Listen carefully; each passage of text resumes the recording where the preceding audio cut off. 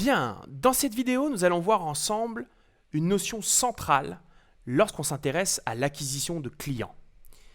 Cette notion, c'est le coût d'acquisition client. Peu importe la manière dont on acquiert un client, peu importe la méthodologie, peu importe la stratégie, acquérir un client a toujours un coût. Ce coût est divisé en général en deux parties, la partie détection des opportunités et la partie closing, envoi de devis, négociation. Oui, parce que avant même d'envoyer un devis, il faut déjà que quelqu'un nous demande de lui envoyer. Et cette partie détection est la part de coût dans l'acquisition de clients la plus difficile d'une part, mais aussi la plus chère, la plus importante. Prenons quelques exemples. Vous faites l'acquisition de vos clients en prospection. Vous ou vos commerciaux vont y passer énormément de temps. Ils vont consommer peut-être de l'essence, ils vont consommer de la téléphonie. Lorsqu'on accumule les coûts, on se rend compte que les coûts sont importants.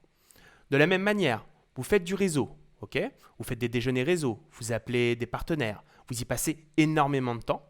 Et puis encore une fois, vous allez au restaurant, vous allez faire des trajets, du déplacement, boire des cafés. Lorsque vous faites de l'acquisition via des partenaires, des apporteurs d'affaires, eh bien là c'est très frontal, lorsqu'ils vous apportent un client, vous leur payez une commission.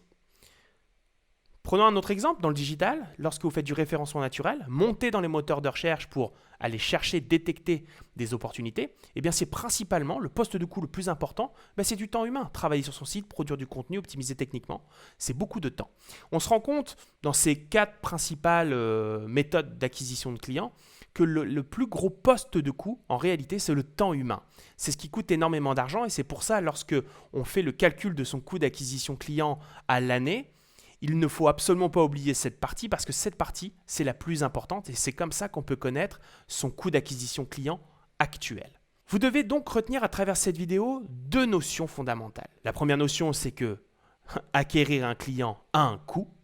Et la deuxième notion, c'est que ce coût grignote une part plus ou moins importante de votre marge. Il y a une spécificité lorsqu'on fait de l'acquisition de nouveaux clients en digital, via la publicité, c'est que le coût humain, le coût en temps humain pour la détection disparaît et que nous n'avons à la fin que du coût publicitaire et en réalité on paye du coût publicitaire parce qu'on paye la robotisation de la détection de projet. C'est une spécificité importante à retenir.